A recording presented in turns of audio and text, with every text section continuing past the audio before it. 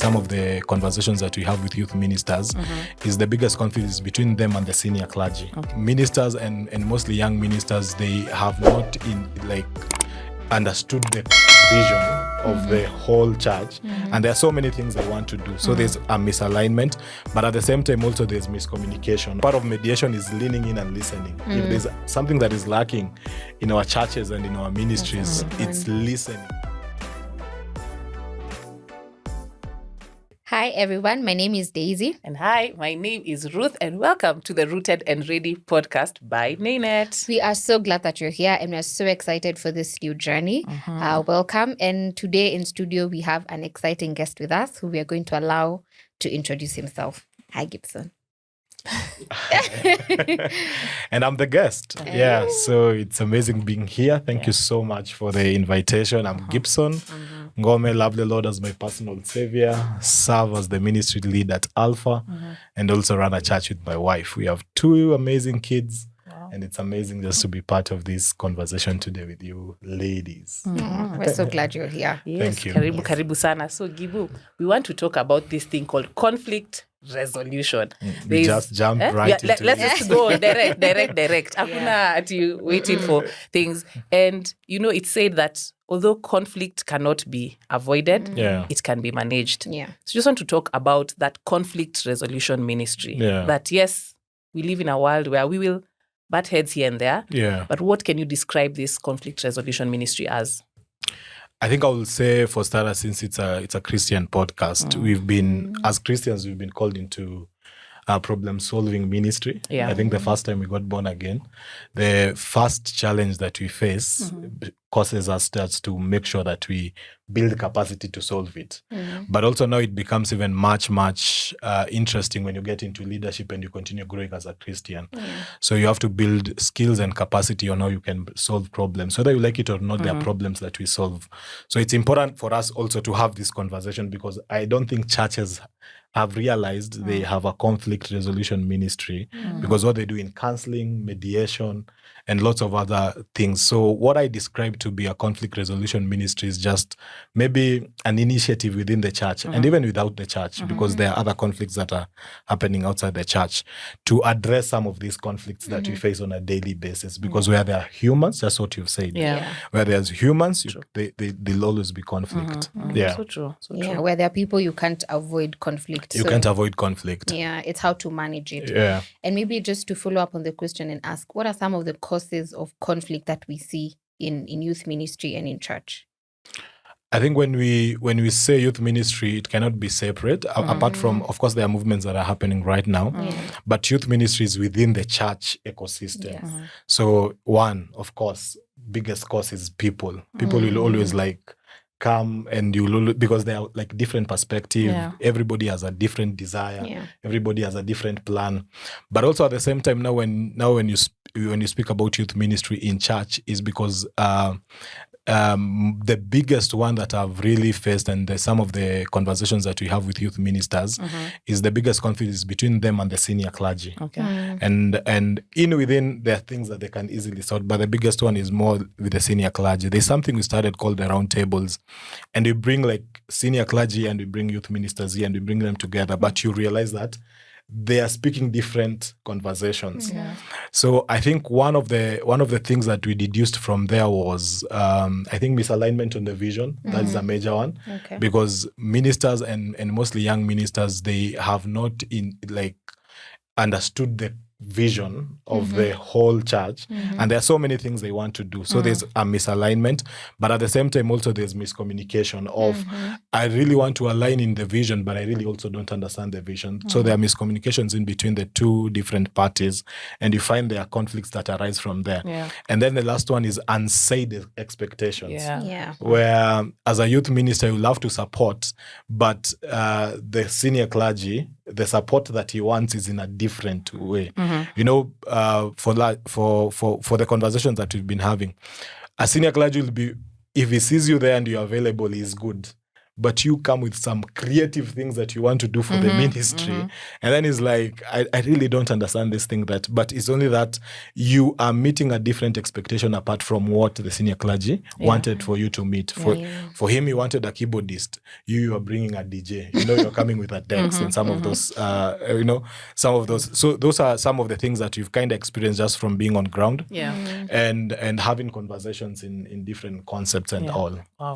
And Gibson, like when people think of the word conflict, it seems like it's a negative connotation. Like it's a bad thing. And maybe when we look at scripture, like are there scriptural references that we can see conflict also not being referenced as a negative thing? No, anyone who hears, conflict resolution ministry, it means that there's one person who's wrong and one person who's right. So it means that we need to choose a side with all these things. But maybe can you take us through biblical principles with regards to conflict resolution, and just knowing and understanding that it can also be a positive thing amidst us. Beautiful. I think the best one is, is it 2 Corinthians chapter 5 verse 17 when it says that we are new creatures. And then 18 speaks about that you've been called into the ministry of reconciliation. So it means that where there is a ministry for reconciliation, which you can easily call ministry of conflict resolution. It means that you will face these things. And if anything, like I earlier started by saying is, and this is something a mentor told me, is now that you are a leader, you've been called into solving problems. Each and every day that we get calls about there's a problem that is happening, that is happening here and there. And I think a beautiful example could be the conflict between Paul and Barnabas. At some point, Barnabas is an amazing leader in the church of Antioch. He has been listed in Acts just as you, from 4 to around 11. And at some point, he was the one who introduced Paul into ministry in some sense, because the disciples were afraid to journey with Paul after the conversion of Paul, the dramatic conversion of Paul. And Barnabas was the one who came and stood, and he was like, hey, wait, guys, Paul is an apostle. He's a good, This is the conversion that has happened. So there was invested relationship that happened in that particular space, because for him to risk his reputation just to stand with Paul, and you know what Paul had already done in the past. Hata ungekuwa Paul manze, ungekuwa hata si Barnabas, ungekuwa all disciple. Sema Paul, siezi, we don't want any kind of fellowship with him. But the Father also just followed up them into the disciples. He became followers. And that is not where the mentorship started happening at that particular period of time. But the fact that Barnabas was willing to stand in for somebody and invest his credibility upon him, it meant that there's something there, And then I think later on, Barnabas takes Paul into mentorship for a whole year, allowing him to teach, I think in the church of Antioch for a while. And then after that, this is somebody that you've journeyed with you. And then at some point you've poured into, you have engaged. It's more or less like a similar church relationships that we have. Because some of us, when we found ourselves in churches, is a pastor who, I remember I fell out from a church, and this part of this many things that I'm doing right now, it was the investment of that man of God. Because anytime we'll go on pulpit, he'll look at me and he'll be like, this guy is an international guy. This guy, and he didn't have any, he was not obligated to do some of those particular things.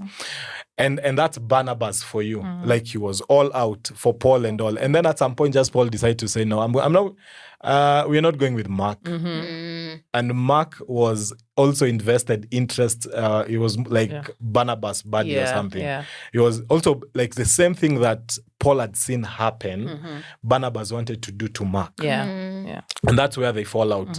I think at some point Mark had left them, and Paul had grew to a stature of, now you're no longer the one investing in me, we are buddies. We have to make these decisions together. But Barnabas was at the point of saying, you know what, this is what I'm doing. I really don't care what you want to do. And it ended up like they split at that particular point. So that's a very good example of conflict. But at some point, hapo mbele, tunaona Paul akisema, bring me Mark. Because because even as he followed up through and some of the and of course through scripture, there are some of the things that might have happened there that Paul reached out. So I think some principles that we can gain from there first is always, let's think of reconciliation first. As much as it was heated at that particular point of time, by the time they split and went ahead, I think Paul sat down and he was like, we've been called into the ministry of reconciliation according to that word.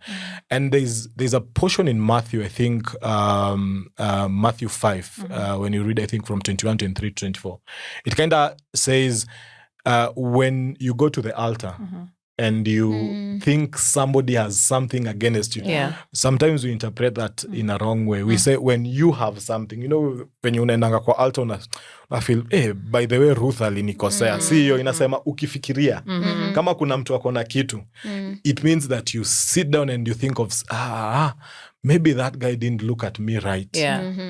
Because I had done 1, 2, 3. You might not even really know. In other words, it prioritizes the aspect of always allowing ourselves to scan our spirits and understand if I'm not living at peace. When Paul advises the Christians, live at peace by all means. Pursue peace to the best of your. So it means that at all times when you are finding ourselves in spaces, you can think of people, because we are living in eras where you can easily conflict. And it's as simple as traffic, umepita traffic.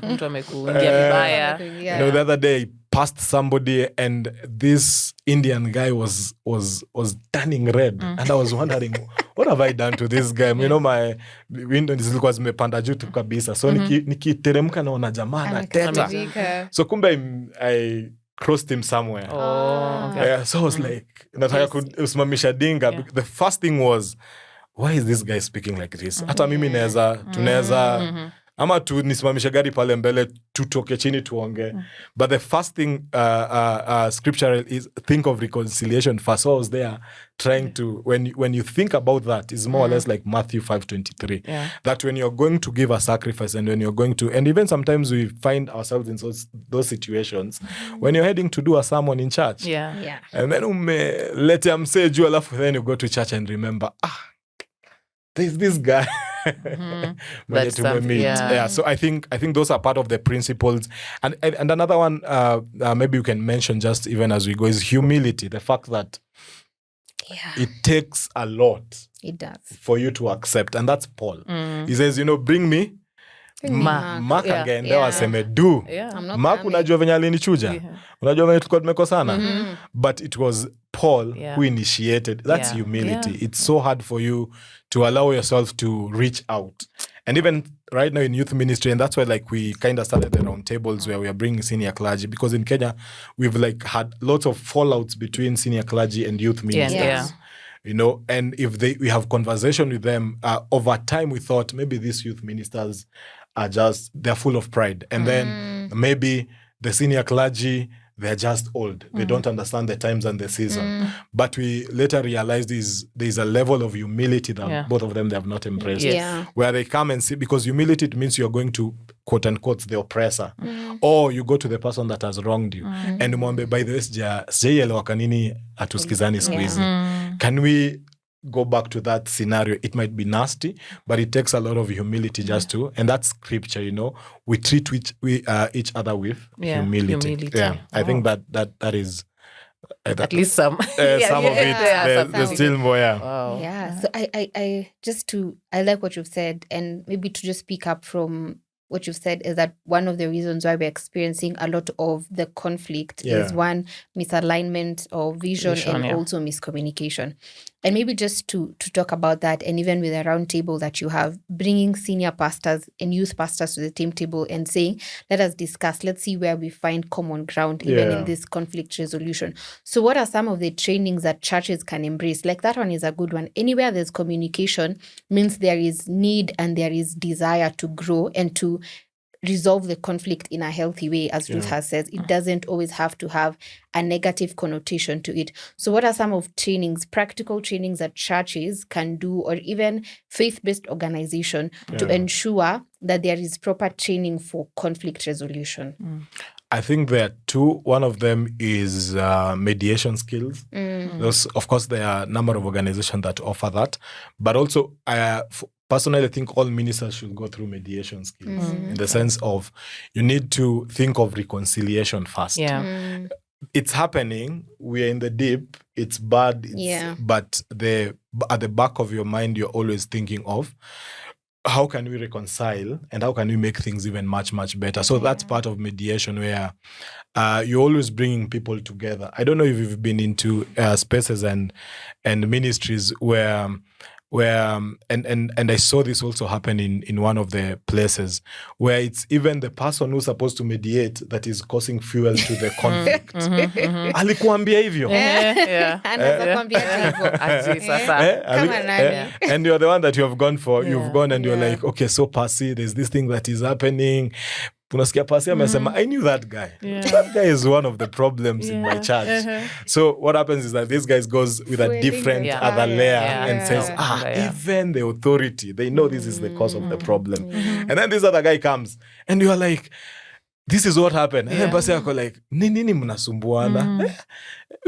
I knew that lady. So once both of you go, so I think it's a level of mediation. And also part of mediation is leaning in and listening. If there's something that is lacking in our churches and in our ministries, it's listening, like leaning in just to sit down and get to understand. Because what happens is after we've been in ministry for a while, there is a level of professionalism we carry that I know. Unasema, so pastor, ningependa kukuambia, unajua mzee wangu anajua, hii problem naijua. Hii problem ya wazee. Naijua kabisa. Hata ugoji amalize unamwambia, wazee wanakuanga hivi. But just waiting for that problem to come and lean in and allow people, because like they say, a problem shared is a problem half solved. So even you without, and I think one of the best, or rather one of the most successful mediations that I've done is when I've not said anything. I've just leaned in and listened and listened and listened and listened. And you're like, oh, this is interesting. And then even trying to just kill part of the mediation is, even if that other party is not there, you just call. Can we call so that we can clarify? So you've listened to this other party and you come and call the other person. And then now you can create a meeting. Because chances is, if he's coming alone, he doesn't want the problem to be solved. But if they come together, it means... So part of mediation is always making sure that both parties are journeying together to understand, so that you are not misaligned, and also the communication has not been lost. Because if anything, what happens is, if these two guys go, waende nje, and mostly it might happen in youth ministries. Youth chairman alikuja akasema, there's this event that we have, and all these things that we're doing in youth ministry. But there's another person that came through the youth ministry akaongea na Pasi akawapiganisha. If these guys go and meet, waseme pia Pasi alikuambia hivyo. So that's a barrier that has already been created. But if both of them, they were there, and you are like, okay, so this is the situation, this is the direction, this is where we are going, and that helps in just part of, I think a major one is mediation. Of course, listening is part of that. But also counseling in terms of making sure that we really know how to journey and counsel people through. And there are ministries that offer that. I think one of the things, maybe before Ruth asks the next question, is also a culture of transparency. Yeah, because if we know that in this church or in this organization, we are honest with each other, we are accountable to each other, I think that also creates a very healthy environment for us to be able to handle conflicts properly. Because I know, and I like the example we've given about Paul and Barnabas and Mark. There's that relationship that we've already formed, that even though there's difference in opinion, our hearts are still for the cause, and the cause is still the gospel and the ministry of reconciliation. So I think that culture of transparency and that culture of knowing that at the end of the day, in marriage counseling, you're told it's not you versus your partner, it's you and your partner versus the problem. So I think that culture of transparency is something that definitely our churches need to embrace more. I love that. And the fact that, and of course we have seen these scenarios also in church. Remember when people used to sin and they're brought in front of the church and and then if they are rich, they are cancelled privately. Wewe Mungu anakupenda. Tunaweza onana hapo nyuma. Tunaweza onana hapo. Lakini ka youth man huko mwenye ana future. Ati mulifanya nini? Yeah. Church must know. So those are values that, it's not very transparent because it will be like you're also creating a conflict within the church. We know there are communities that they are. So if you create that culture of transparency, that as a church, and now this is part of how we can establish conflict resolution ministries, it may not be like said, but people can understand as a church, this is how we deal with this issue. And it's dealt in such a way that it's not to take people away, but to bring people back and closer to the community, but also directed to God. Wow. Yeah. We first have been challenged. The thing is, being in ministry is you think you know. So we always just want to give our opinion personally. Like, I know I struggle with, I want to give an opinion. Maybe Daisy comes and tells me this, I'm going through this. I want to really start talking. And I think that aspect of being intentional, to go for even training, to know how to mediate. Mediation is about listening and allowing the two parties to reconcile. Definitely. So I think even in ministry and as youth pastors, as youth workers, we need to learn to allow just those who have come to us just to speak. And counselors, that's what they're really taught, that don't give them an idea, like don't try and push them to do something. Let them come up with the solution by themselves. I want to maybe now talk about this conflict resolution, the balance of, in church, people say, no, we can pray about it. We don't need to address this. You know how sometimes someone comes and they're like, no, that one, don't talk about it. Yeah, let's just pray about it. And for sure, we honor and we respect that there's a place for prayer. So that balance. And as I was just thinking of that question, I thought of the conflict between Miriam, Aaron, and Moses. So Miriam and Aaron, they go and they're like, So God, as we are older than Moses, we know better than Moses. When Moses, he thinks he's the only one who God can speak to, has been told about these creative ideas that he has. Why not us? We are older. We are more mature.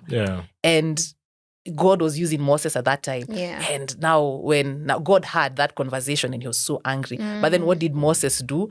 Okay, I don't know maybe the nitty-gritties of what happened there. Did he approach them or not? But now when Moses went before the Lord and he says, have mercy on these ones. And God was like, okay, it's okay. Then what we'll do? Miriam will have leprosy and stay out of the camp for a few days. So maybe the balance of, we also need to know, we need to talk about it, because I've honestly just grasped that part of I need to listen more before I start speaking. But the balance of also now going in conflict and introducing prayer, and the balance. Because we do extremes sometimes. We don't involve. We talk too much about it. But that conflict, especially for Miriam, thinking you're better and older and more mature and you know more. And actually, that's the source of many conflicts. Yes. Why is God using this other young one who thinks they know more? You've been in ministry for how many years? I saw you. I changed your diaper. And then you're coming to your Sunday school teacher. And you're coming to tell me God is using you. And that's the thing. And that's why I kind of mentioned is, like, we've been called into the ministry of reconciliation.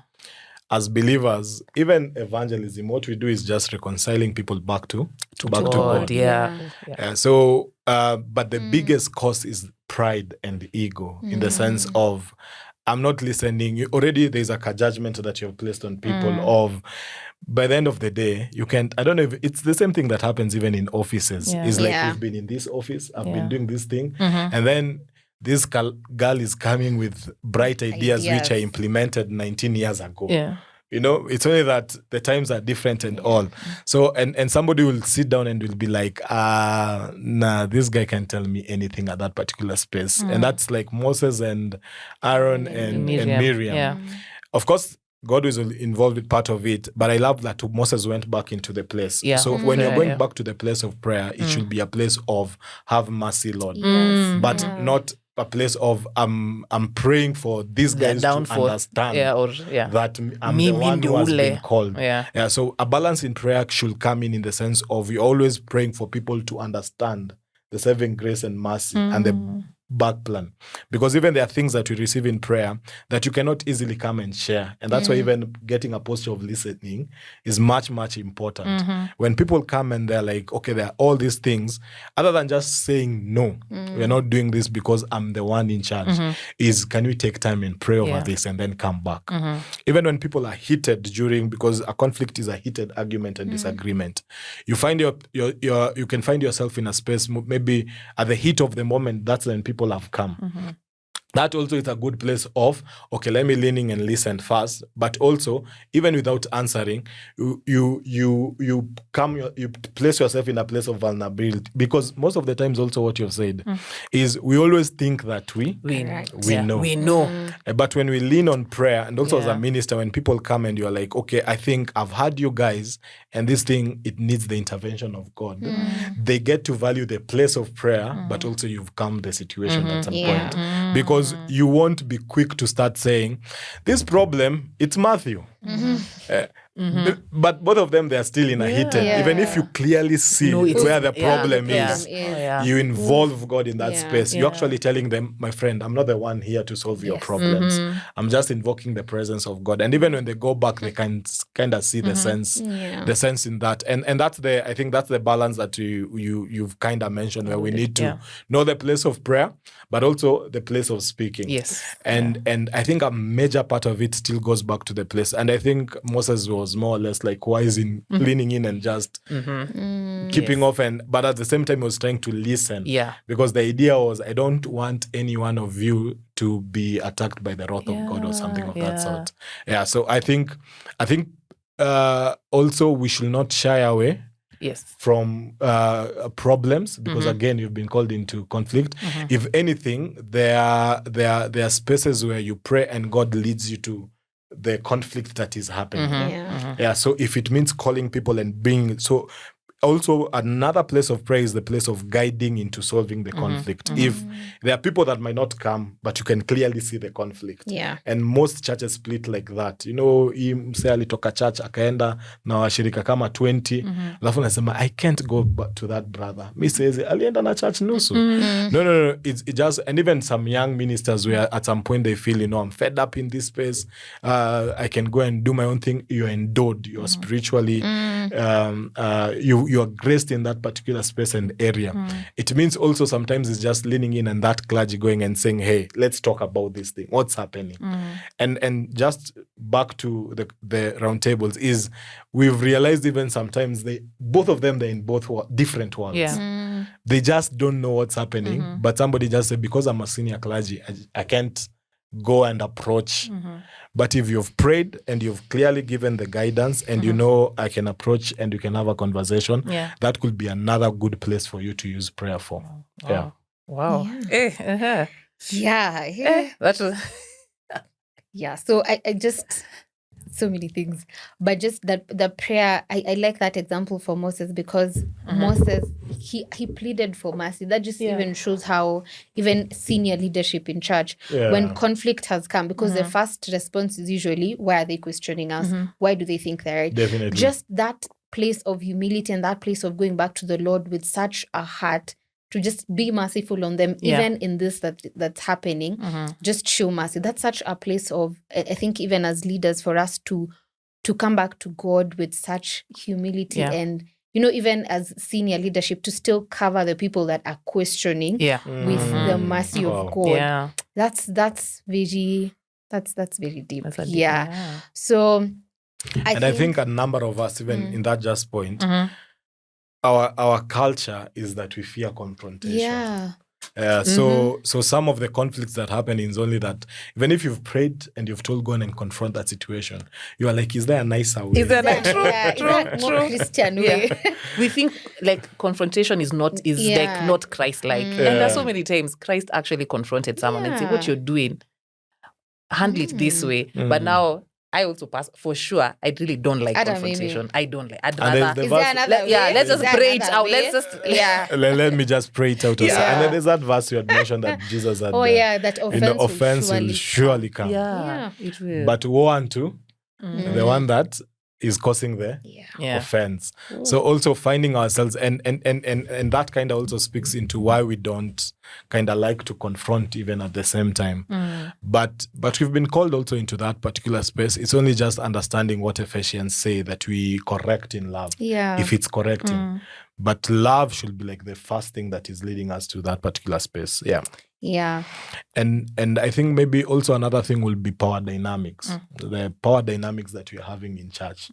You know, with the Gen Z revolution is we are taking over. So already that has created a fear. So by the end of the day, guys are like, no, we can't sit in one space and all that. It's something that you're also seeing in church, and we're trusting God for grace. Yeah. Okay. And I know personally from personal experience, a lot of people are afraid of what, they'll wake up today and they're questioning this and that. But also what you're saying, power dynamics, I think it really calls to come to a place, and even people who are in leadership, such a place of humility and to become really meek in spirit, and just to say, fine, we have these differences, but them offering the first and saying, okay, this is what you're questioning. Come, let's talk about it. Yeah, come, let us reason together. And I think that's my biggest takeaway from this discussion, that let us come together, because conflict in itself is not a bad thing.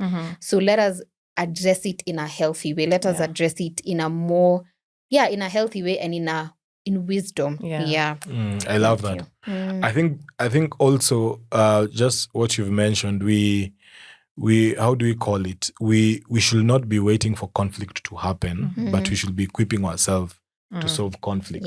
Because most of the times we are very reactive rather than proactive. True. Yeah. So you like you get something come to your office and you're like, hii nilikuwa nimeiona. Na niligoja tu ile siku itaku. I don't know if you've heard people say something of that sort. I knew this presentation leader. I knew she will come. She's here.